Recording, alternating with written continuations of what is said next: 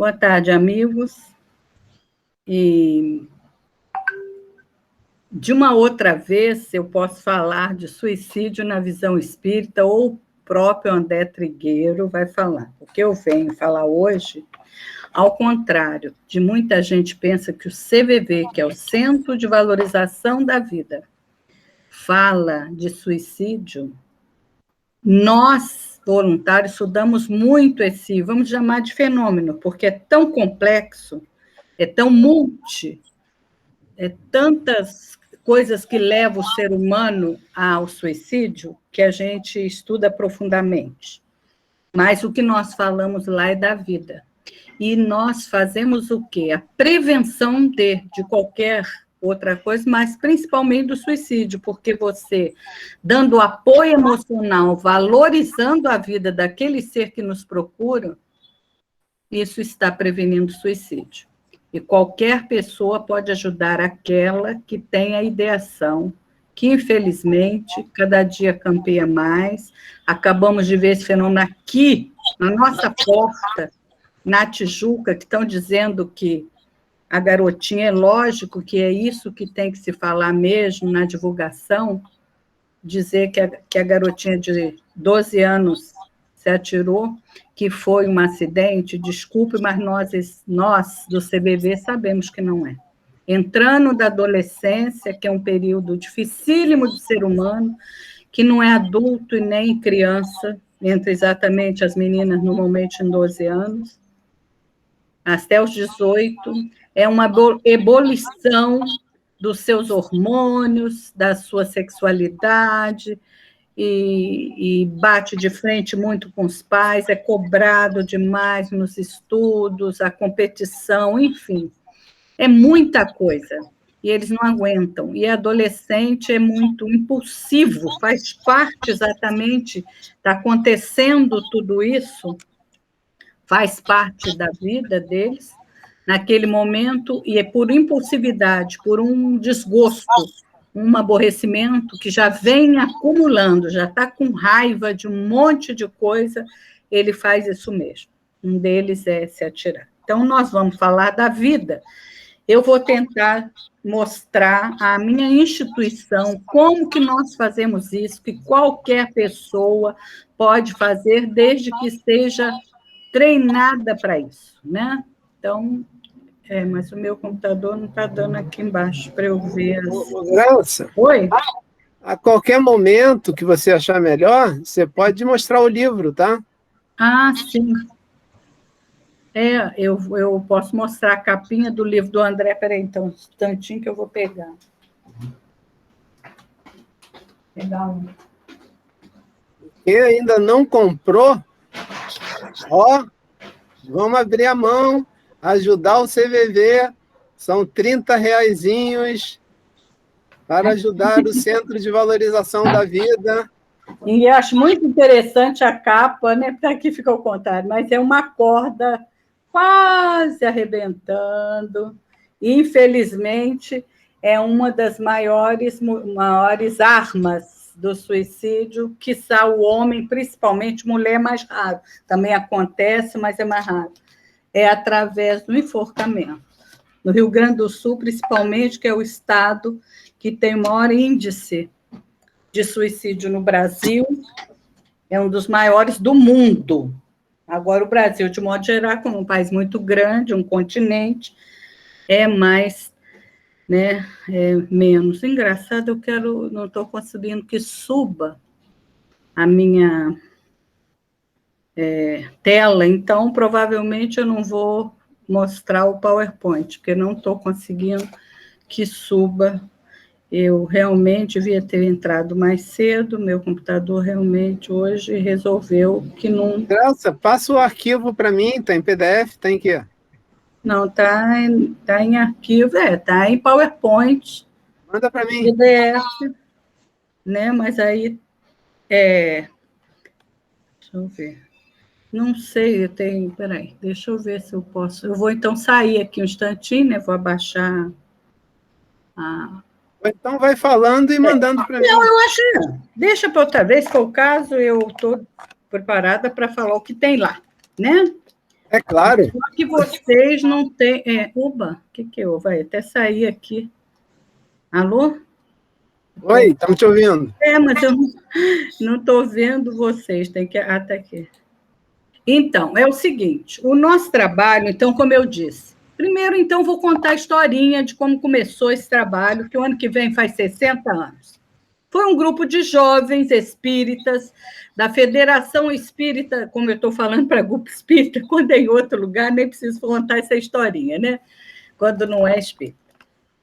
Grupo lá da Federação Espírita do Estado de São Paulo, um grupo de jovens, tendo, na época, o presidente da federação era o Edgar Moon, e os jovens estavam estudando o livro Memórias de um Suicida, os jovens da mocidade. Tinha um que não tinha nem 18 anos, que foi o maior de todos, que desencarnou ano passado, que é o Jacques Constant. E esses jovens estavam estudando, preocupados, tinham comentado com ele que estava muito preocupado com o índice de suicídio no Brasil e no mundo, porque começaram a estudar, eles estavam entrando na faculdade, então estava com muita preocupação. E ele, lendo o jornal um dia daqueles, ele viu uma nota pequenininha explicando, falando sobre os Samaritas de Londres, que já tinham começado esse trabalho, né? Assim que acabou a Segunda Guerra Mundial. Logo depois, um tempo e tal, quem fundou foi um bispo anglicano, Chá de Fará, que foi chamado por uma cerimônia, estava isso lá na historinha, foi chamado para fazer uma prece no enterro de uma jovenzinha, uma adolescente como essa, que tinha se suicidado. E ele foi lá e quis saber com os familiares, com os amigos, com os professores, colegas, né, o que levou aquela criança ao suicídio. E, estarrecido, ficou sabendo, se até hoje falar de sexualidade ainda é um tabu, no século XXI, imagina naquela época. Pais, mães não falavam nada com os filhos, e na escola passavam de uma maneira as doenças infecto-contagiosas, naquele tempo a sífilis, né? Estava no mundo, então os professores foram orientados para falar das doenças sexuais transmissíveis. Imagina como foi passado para aqueles jovens, aquelas crianças, vamos dizer assim. E a professora tinha dito que um dos fatores era o sangramento. Um dos fatores começou a dizer o que acontecia com as crianças, deve ter perguntado o que acontece com as pessoas, como é que é isso? Ela pode ter dito até que tem corrimento, tem sangramento e tal. E a menina entrou na menarca e ficou enlouquecida, envergonhada, que tinha pego a doença infecto-contagiosa sexual. Era uma vergonha para a família, que foi o que ela escreveu, e ela, então, resolveu se matar por isso, morrendo de vergonha. Ele ficou tão estarrecido, tão mal, que escreveu num jornalzinho que tinha de 2 folhinhas, esses pequenininhos, de 4 páginas, 2 folhinhas. No final, ele escreveu se as pessoas que quisessem falar seriamente sobre qualquer assunto poderia procurá-lo. Naquele tempo, gente, era carta, e raramente alguém tinha telefone. Mas, mesmo assim, ele pôs o da paróquia, pôs o horário que ele estaria disponível para acolher pessoas que quisessem falar, ou receber carta ou telefone. E a primeira carta que ele recebeu, ele ficava numa ilhazinha. Ele disse, do continente, quer dizer, foi de Londres, alguém reclamando alguma coisa. E ele, então, achou tão interessante que na paróquia ele falou, quando ele fazia o culto, ele começou a divulgar isso, que ele estaria lá. Um belo dia, tinha muita gente esperando para ser atendida, né, já na antessala, onde ele recebia, e uma pessoa, ele não gostava de dirigir, ele tinha um motorista, Então, o motorista ficava esperando por ele nessa antessala junto com as outras pessoas. E ele entrou e teve uma senhora que falou muito tempo, ele acolhendo, ficou com ela um tempo que não era comum, mais do que o normal. Quando ele abriu a sala, despedindo da senhora, e ela foi embora, ele viu que não tinha mais ninguém, só estava o motorista, e ele tinha visto aquelas pessoas. Aí ele perguntou ao rapaz, ué, o que houve? Não aguentaram esperar a senhora que estava comigo e foram embora, falaram que vão voltar? Ele disse, eu não sei se as pessoas vão voltar, mas o que eu posso falar com o senhor é que eu fiquei ouvindo uma que estava aqui do meu lado. Aí ela foi embora, eu ouvi o outro, aí começaram a ficar perto de mim, foram conversando comigo e já foram todos embora. Aí caiu a ficha. Ele percebeu que não precisava ser um padre, um médico, ou outra pessoa, ou outro profissional, que qualquer pessoa, podendo escutar a outra, as pessoas se sentiam aliviadas e poderia fazer. Aí começou a convocar pessoas na paróquia para serem voluntárias e preparou elas para fazer o que ele estava fazendo, que é isso que hoje é também o CVV. Então, baseado nessa história, o Edgar Moon levou aquele recorte do jornal para os jovens e falou para eles, se vocês querem fazer um trabalho sério, e assim, baseado nesse aqui do chá de Fará, olha aqui, e deu para eles essa folhinha do jornal, eles começaram a se reunir e começaram a estudar que deveriam fazer um grupo como os Samaritas. E aí criaram o CVV, que naquele tempo nem tinha esse nome, né, de Centro de Valorização da Vida. Eles também não sabiam como fazer. O que eles fizeram? Como eles são meninos, eram meninos de todo mundo de faculdade, com pais também formados ou amigos, convidaram psicólogos, médicos, psiquiatras, psicólogos e amigos médicos para ajudar a formação deles. E nenhum quis ficar no grupo ou ajudá-los. Todos que eles convidavam um por um, separadinho, para dar palestra para eles lá no dia da mocidade. Eles diziam, vocês são malucos, isso não vai dar certo, isso não vai funcionar, isso não existe, e fechou a porta, nenhum profissional quis ajudá-los na época. Então, eles, do jeito deles, estudando o suicídio, né, na doutrina e se informando, um resolveu já fazer psicologia e tal, psiquiatria, o outro, que ainda estão aí vivos, alguns, e então foram fazendo do jeitinho deles, até que eles faziam com o pessoal dos centros, é lógico, de onde eles eram, e depois eles conseguiram uma sala lá, o Edgar deu, com um telefone fixo, e começou a fazer propaganda em papelzinho na próprio centro, né? E daí eles foram, aquela Girolande, que vocês devem conhecer, várias, esqueci o primeiro nome dela, que é escritora também, ela até foi uma das primeiras ajudadas no plantão e escreveu que se uma vida fosse salva, todo o resto do trabalho valeria a pena. Isso, inclusive, é uma das frases que nós temos no nosso histórico, né? E assim, gente, começou, quando eles foram crescendo e estruturando o trabalho, ainda não era desse jeito, é lógico, eles faziam telefone e atendimento pessoal, que até quando eu entrei no CVV, há uns 25 anos atrás, ainda era assim, telefone fixo, meu caso, o telefone é 22339191, na rua, né, ali perto da Rua do Acre, naquela, até agora esqueci. Então, nós temos lá, até hoje, é um postinho que nós conseguimos comprar o apartamentinho, o trabalho é todo voluntário, desde todos os voluntários, todo mundo, nós contribuímos com R$30, R$40, com que é para que ele sobreviva, e sempre foi assim, e nós conseguimos, uma época, um dinheirinho legal e conseguimos comprar essa sede do que a gente chama de Porcento, que foi o primeiro do Rio de Janeiro, em 1977, até com a vinda do chá de Fará no Brasil, que os nossos colegas levaram eles vieram para São Paulo, foi para o Rio Grande do Sul, para o Paraná, e esteve no Rio de Janeiro também.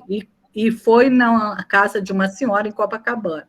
E depois disso conseguimos fazer, e foi aqui na Tijuca, na General Roca, era uma vila, que eu não sei se hoje é vila ou se já é prédio, que eles conseguiram comodato durante alguns anos, e foi onde foi arrecadando o dinheirinho para comprar essa sede, porque um belo dia disseram que não podiam mais ficar ali, e foi quando compraram esse apartamentinho, que é um prédio misto, né?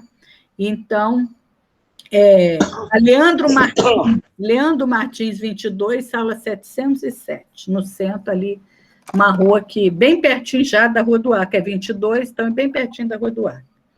Graça. Oi. E por falar em arrecadar, o dinheiro do livro do André é todo para o CVV, né? Exato. O André não ganha nada, ele doa totalmente o que além dos direitos autorais, porque eu soube na editora que normalmente é 1/3, né? É assim, para a pessoa, para as instituições, para a editora e para o escritor. Aí o André falou comigo que então é da editora, porque a editora cobra, por exemplo, é R$30, R$15 é R$14,90, é o que a editora cobra. Então, os R$15 é do CVV.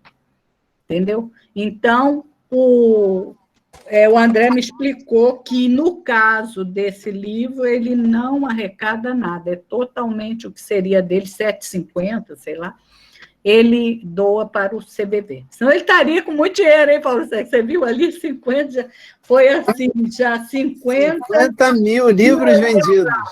Quando eu recebi, essa é a última versão, bonitinho. Então, está bem atualizado esse aqui, tá? Porque ele já tinha feito há um tempinho atrás, mas esse atualizou.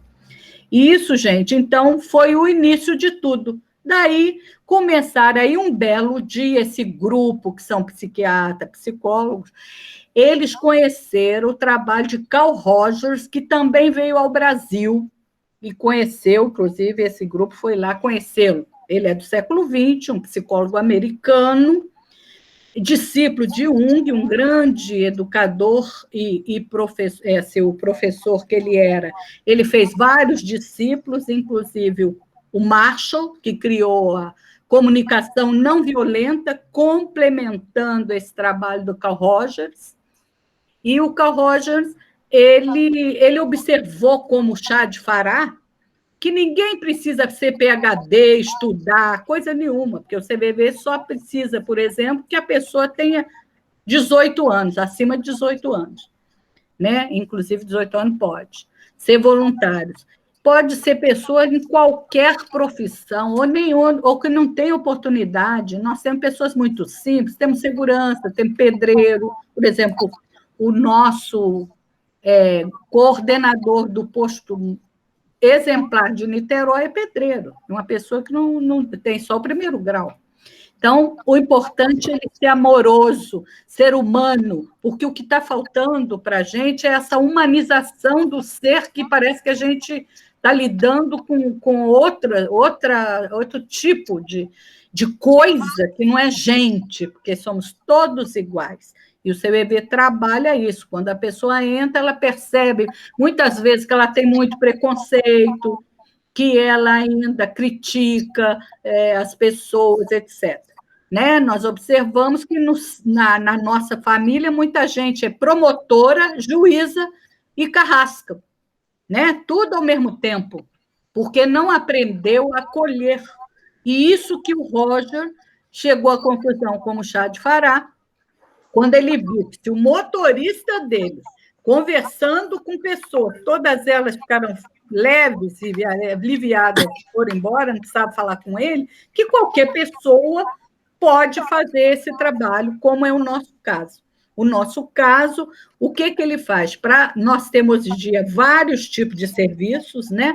Não só o telefone, que continua, na pandemia, nós não ficamos um dia sem atender 24 horas, é pelo computador, é um aplicativo que simula a mesma coisa, é por satélite, é em rede, o Brasil inteiro tem nas 5.570 cidades, podem ligar para o CBV 188 de graça, mas foi um trabalho enorme para nós conseguirmos que o Ministério da Saúde, há anos, a gente, pelo menos 20 anos, eu fui uma das que lutei muito, eu trabalhava na Embratel, era facílimo na telefonia, e não conseguimos na época. Só conseguimos agora com a tragédia da Boate Kiss, que quando eles chegaram lá não tinham nada mais para fazer, porque nós já estávamos lá com aquelas pessoas todas que perderam seu humano, que é um serviço desse que eu coordeno, que chama CVV Comunidade, que é outro serviço. Esse é o Malas Prontas. Aconteceu uma tragédia, a gente foi, aconteceu em Brumadinho, nós ficamos lá Dia 25 de janeiro foi a tragédia, 2 de fevereiro a gente estava lá, até o final de maio, deixando as pessoas com os cursos do CVV em Brumadinho. Então, é esse serviço que nós nos propusemos a fazer através, quando conheceram, esses diretores conheceram a teoria de Carl Rogers, nós observamos que é a cara do nosso trabalho, porque é a abordagem centrada na pessoa. Nós só ficamos com o que a pessoa traz. Ou seja, um trabalho apolítico, religioso, ela pode falar o que ela quiser, mas nós estamos preparados para acolhê-las e não entrar em polêmica, e não contracaso, e não dá conselhos, e não critica, não tem preconceito, porque o voluntário ali é aquela pessoa que acolhe. Então, quando ele entra no trabalho, nós somos humanos, a gente diz como colega, a gente leva o nosso guarda-chuva com todos os problemas. Chegou na porta do posto, quando a gente atendia fisicamente dentro do posto, porque na pandemia estamos em casa, fecha aquele guarda-chuva e entramos uma folha em branco, que a gente aprende como as pessoas que nos ligam. Para nós são folhas em branco, mesmo que ela já tenha falado 10.000 vezes com a gente, já que quando era o telefone fixo, sabia o nosso plantão, o nosso dia, se gostava de falar com aquele voluntário, eu só ligava para ele. Agora não tem mais isso, porque agora em rede, captura aquela linha que está livre e pode cair nos 120 postos que nós temos no Brasil. Graça, você acha que mudou alguma coisa com a pandemia em termos de atendimento? Houve alguma diferenciação do atendimento virtual para o que era feito antes? Em termos de atendimento, não, porque as pessoas não sabem, só quando eu faço assim, explico, né? As pessoas que estão sabendo é que sabem que é pelo computador, isso é uma das coisas. É um aplicativo, não é pelo celular. Nós não atendemos pelo celular, porque é um aplicativo que só é do computador. E quando a pessoa liga, ela não sabe se você está no posto, porque é com o mesmo sentido que é o mesmo aplicativo que tem o telefone, que é por satélite, que a gente compra quando colocar 188 à nossa disposição, porque ele gera arquivo, é tudo como no computador. A gente faz, inclusive, para o Ministério da Fazenda, nós mandamos como é que se diz? Uma avaliação, todos os dias, relatório. Todos os dias tem um relatório, nós sabemos quem estava no plantão, todo mundo tem a sua chave, aquelas coisas todas. E mandamos para ele relatório diário e com gráfico, com o horário de pico, aquelas coisas todas. Não temos nenhuma ajuda financeira do Ministério da Saúde. Ele só disponibilizou as concessionárias a abrir para fazer uma interligação com esse telefone, que não é igual ao 199, por exemplo, 190 da polícia. O do Rio não fala com o de Belo Horizonte, por exemplo. E o nosso 188 é em captura, que é pego, então a pessoa pode estar falando em qualquer lugar do Brasil, e nós também, os nossos colegas também atendem em qualquer lugar do Brasil. Então, Graça, e você tem alguma ideia do que o Ministério da Justiça faz com esses relatórios? justiça não, Ministério da Saúde. Ah, tá. Porque Tá bom. nós não temos uma política pública de prevenção do suicídio, né? Aquilo que eu já falei. Quando a gente vê que o Ministério da Saúde criou a prevenção do câncer de mama no Outubro Rosa e depois Novembro Azul, a prevenção do câncer de próstata e também para a AIDS, logo em primeiro, acho que de dezembro, o mês também, fazem um bom trabalho de prevenção da AIDS e do câncer. E não faz do suicídio, que é muito maior, os jovens, principalmente, não morrem de câncer, é raro. Os jovens e crianças que morrem de câncer, isso é uma doença degenerativa mais para o idoso. Então, o jovem é a segunda causa de morte no mundo. É o quarto, enfim, o índice é muito alto e está aumentando. E lá no Livro dos Espíritos diz que na época da regeneração vai aumentar muito o suicídio até de crianças, está lá, né?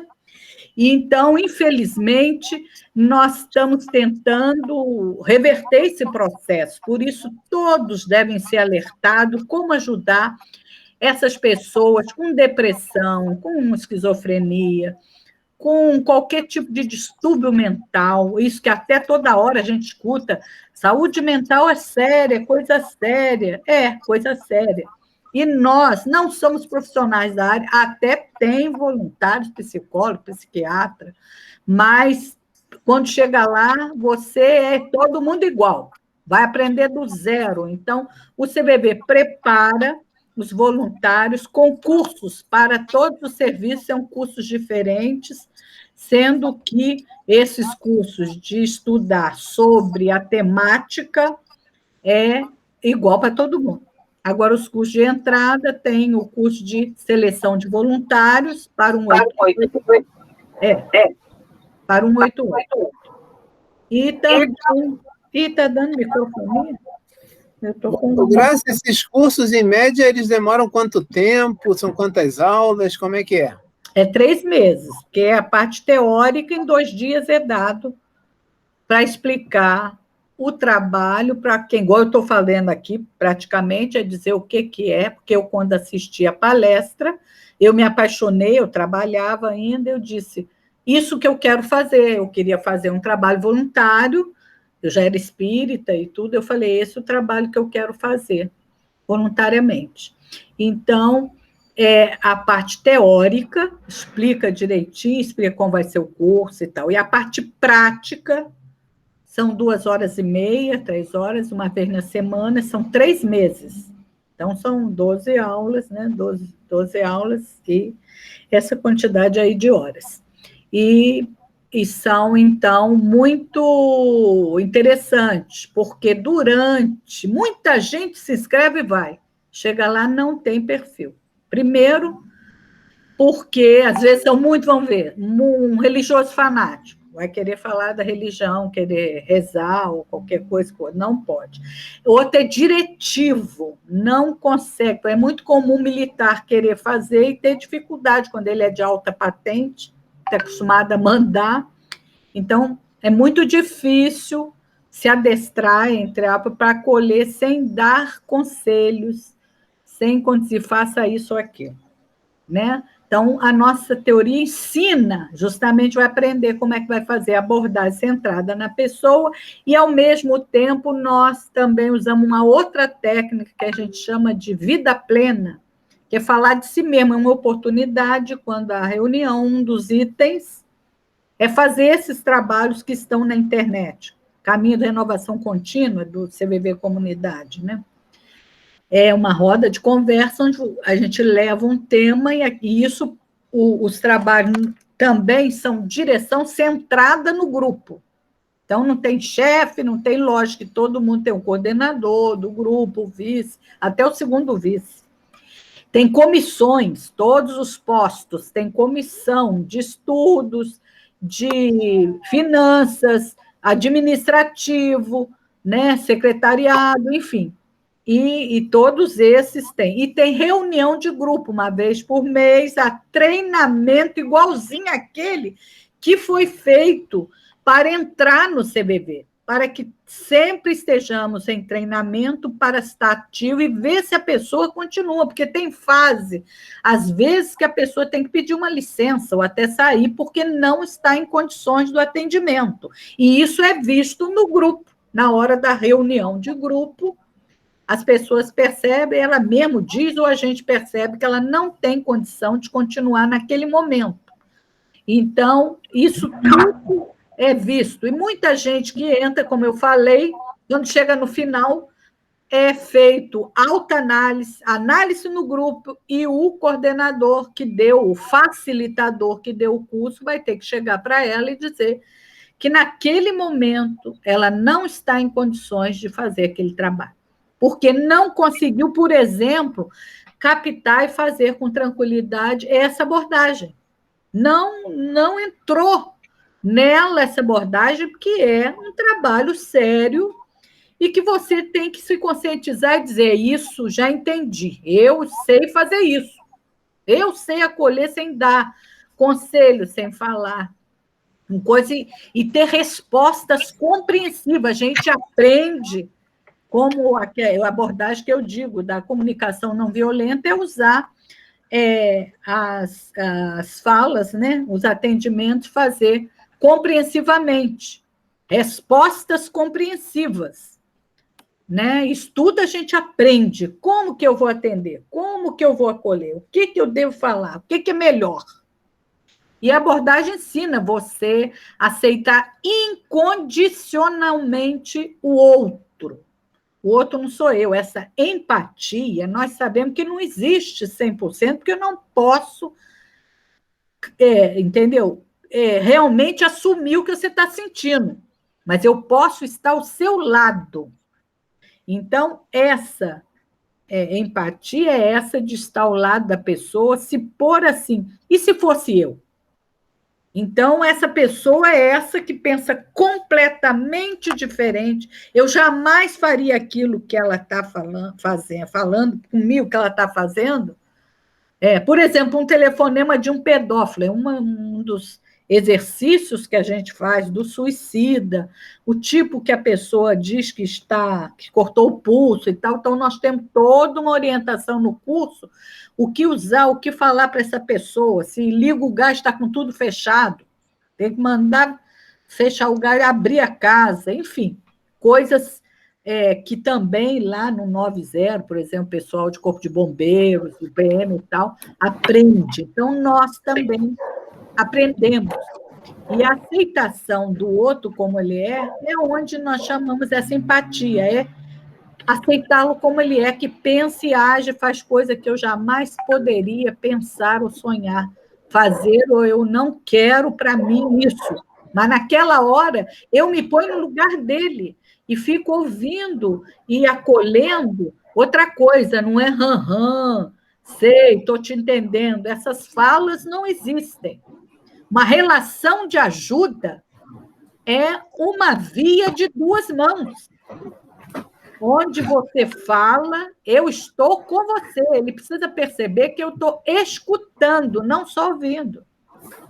Eu estou escutando ele falar dele, do que ele está sentindo de preferência. Muitos começam contando uma historinha, aquela coisa das abobrinhas, porque não tem nem coragem de falar de si. O outro vem contando do irmão, do marido, do filho, que é muito comum, é igual análise. É muito difícil falar de si. Como eu disse, o exercício de vida plena é falar na primeira pessoa. Nós não estamos acostumados a falar eu, porque até aprendemos que o eu, a mãe da gente diz: você não fala assim, não, que você mostra que você é muito egoísta. Foi assim que eu aprendi. Então, não aprendemos a falar eu sinto.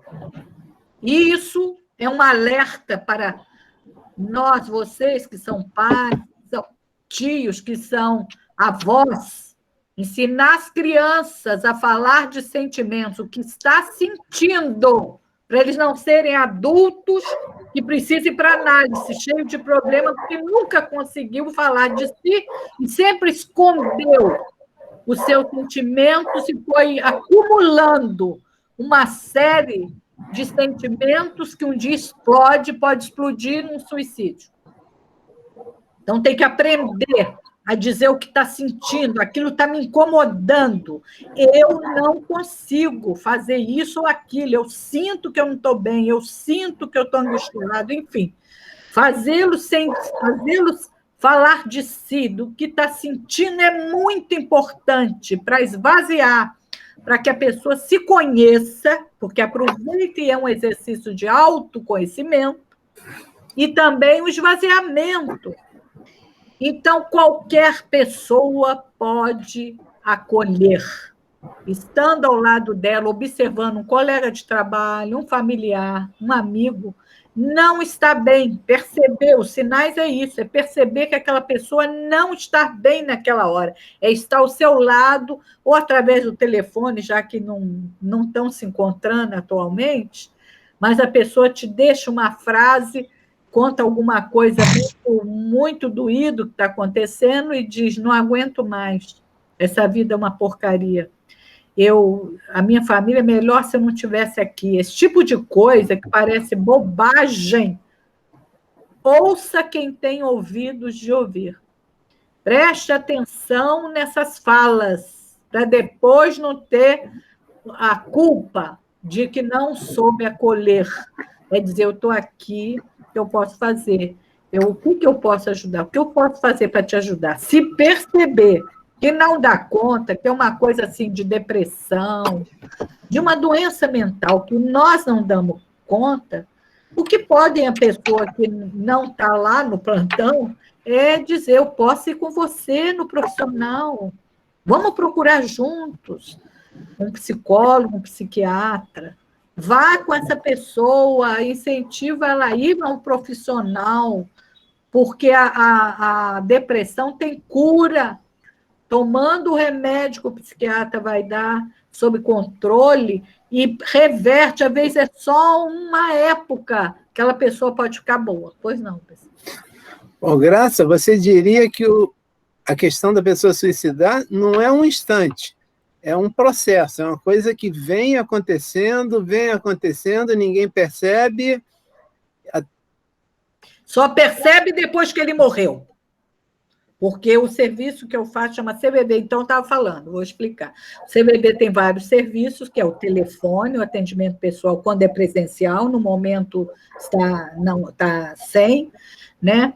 E tem o web, né? O chat, que os jovens não gostam de falar, então gostam de clicar, então tem o chat lá no site cvb.org.br, que eu aconselho a vocês conhecerem. E de cara, pode clicar de cara no está escrito chat e eles vão falar naquele horário, naquele dia, porque não tem 24 horas ainda por falta de voluntários. Mas eles são preparados com um curso diferente do nosso. Quer dizer, a teoria, a parte filosófica é a mesma, mas a parte técnica é diferente, né? E tem o e-mail, tem um grupo que abre os e-mails e atende, carta também, porque tem gente que está preso, não tem computador, não pode usar o celular, mas pode escrever carta. Então, a gente recebe carta ainda também, raramente, hoje em dia, mas recebemos também. E tem o serviço, que era uma comissão que foi criada em 2011, que esses diretores mesmo perceberam que vida plena era muito importante para nós, chamada de tesouro, um tesouro, porque as pessoas que fazem o curso, mesmo quando não ficam, dizem, eu nunca mais serei o mesmo, porque aprende como acolher, como atender o outro, como falar com o outro.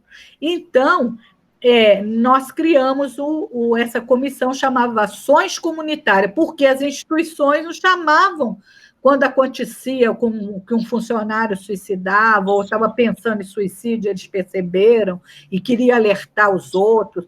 Os militares nos chamam, e vários, os colégios, as universidades, tudo. Aí nós resolvemos criar essas ações comunitárias, e uma dessas é a palestra também, como eu estou fazendo.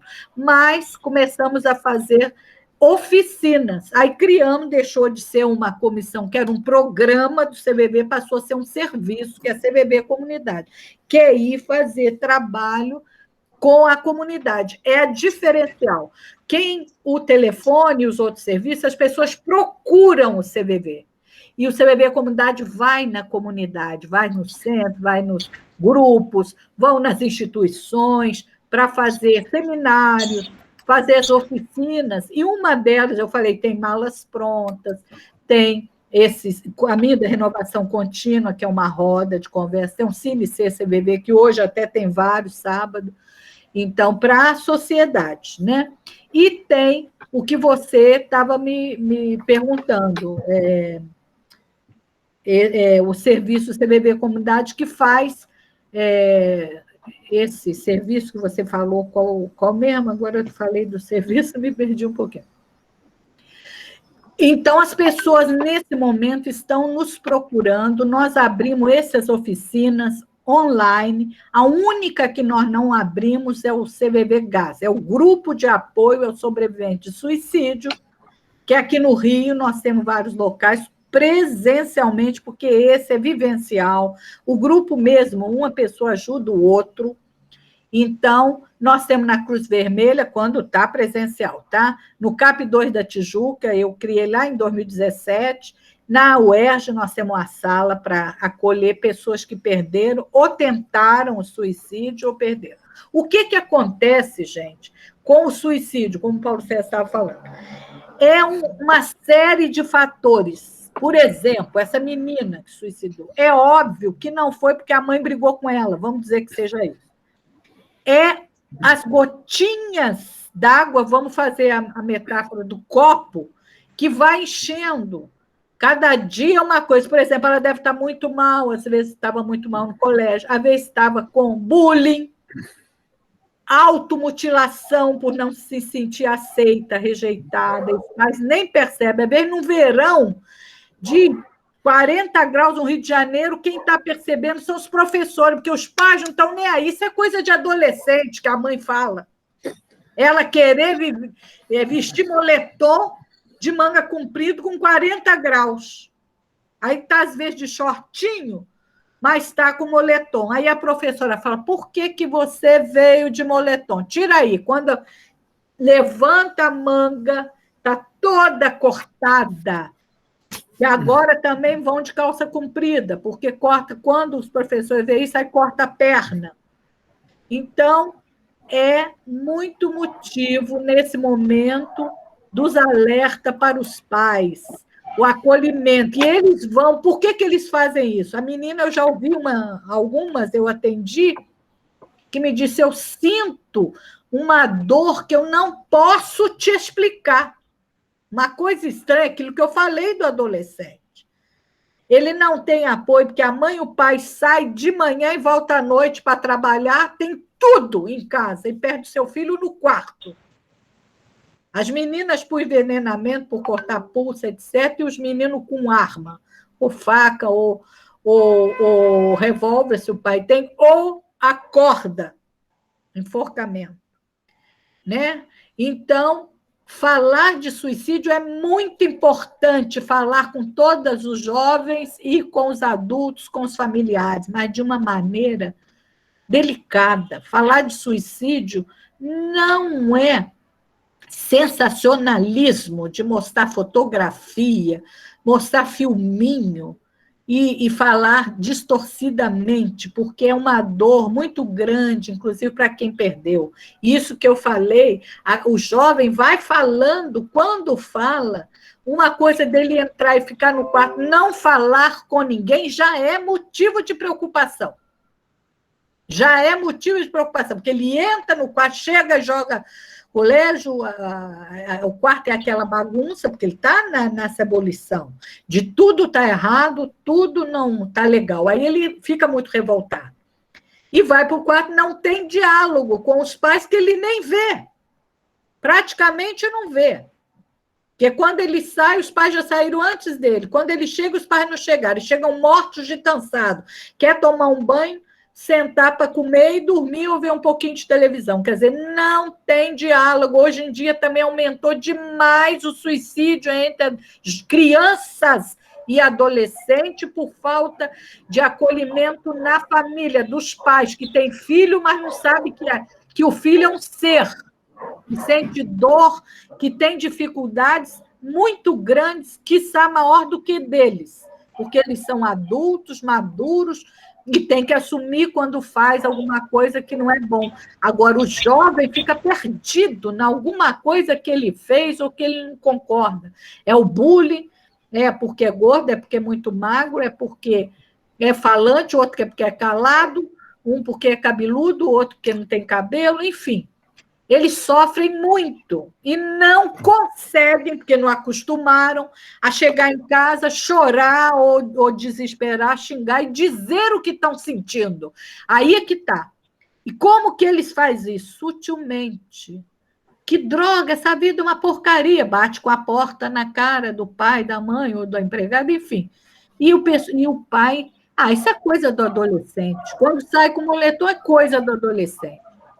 Quando xinga e briga, vai coisa não chama o filho, não conversa, não escuta o que ele está sentindo, o que está acontecendo para você, está tão revoltado. Aí vai saber que não está bem na faculdade, ou no vestibular, ou no segundo grau, que é muito comum, no final do segundo grau. Entre 15 e 18 anos, o índice aqui no Rio está altíssimo, eu já fui na PH, GPI, não sei o que, ela é... elite, não sei o quê, tudo jovem que, com 15 anos, 18 anos, 17 anos, suicidado. Ô, Graça. Então, isso é importante, é o copinho aí aquele dia, por causa da mãe, vamos supor que a mãe brigou e fala, porque a mãe fica morta quando aparece lá com a gente. É porque eu briguei com ela, porque ela fez tal coisa. Aquilo é a gota d'água. Vamos dizer assim, a gente chama de gatilho. Foi o gatilho, mas já está, há muito tempo ruim. Pode falar, Paulo. Ô, Graça, 5 minutos para você explicar para a gente o que é que significa o Setembro Amarelo e fazer a nossa prece de encerramento.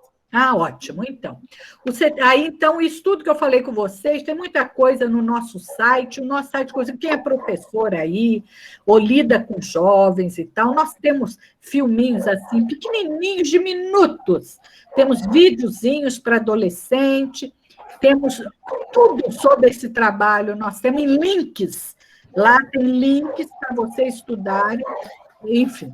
Então, o que nós fizemos? Como o governo não tem a política pública de prevenção, nós, CVV, o Conselho Nacional de Medicina e a Associação Brasileira de Psiquiatria, criamos o Setembro Amarelo, para ficar o mês todinho. É o único país que faz um Setembro Amarelo. Os outros comemoram. Por que nós criamos o Setembro Amarelo? Simplesmente porque o dia 10 de setembro é o Dia Mundial da Prevenção do Suicídio. Então, no mês de setembro, que foi criado por um brasileiro na Organização Mundial de Saúde, o Dr. José Manuel Bertolotti, em 2003, criou o dia 10 de setembro como Dia Mundial da Prevenção do Suicídio, porque ele queria, inclusive, que revertesse o processo. Na época, ele disse, era 10% do jovem que suicidava. Ele disse, poxa, até o século XX, até daqui a 10, 20 anos, vamos ver se revertemos esse processo, dobrou. Agora é 20%.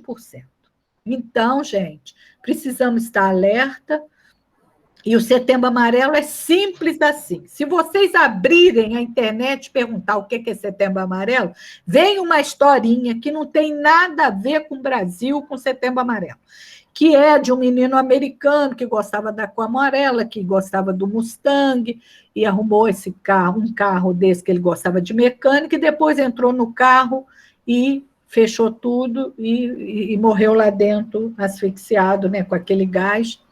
E aí a família e os amigos, no enterro e tudo, gostavam, fizeram aquela fitinha, que por um acaso, como é a Semana Amarela, nós sempre usamos a fitinha amarela da prevenção do suicídio, como a gente põe a rosa em outubro e a azul em novembro. Então, não tem nada a ver com a história do Mickey, não sei lá, americano, não tem nada a ver com Setembro Amarelo o nosso é simples assim, porque o dia 10 de setembro é o Dia Mundial da Prevenção do Suicídio, tá?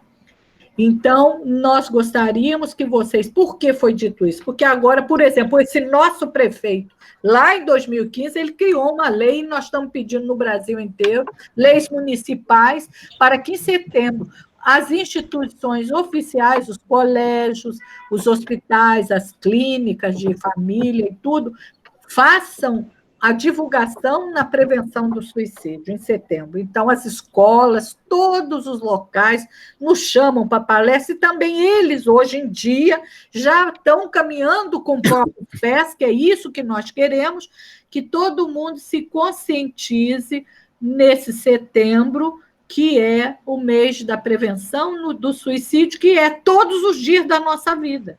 É aquilo que o Paulo César falou. É o copinho que vai enchendo, que um dia ninguém quer morrer. Nós aqui sabemos que o instinto de conservação é o maior que nós temos. As pessoas querem matar a dor, o sofrimento, que para eles chegam numa hora que passou daquele limite que ele aguentou e ele acha que essa porta é a melhor de saída, quando nós, espíritas, sabemos que ninguém morre. Só vai morrer esse corpo.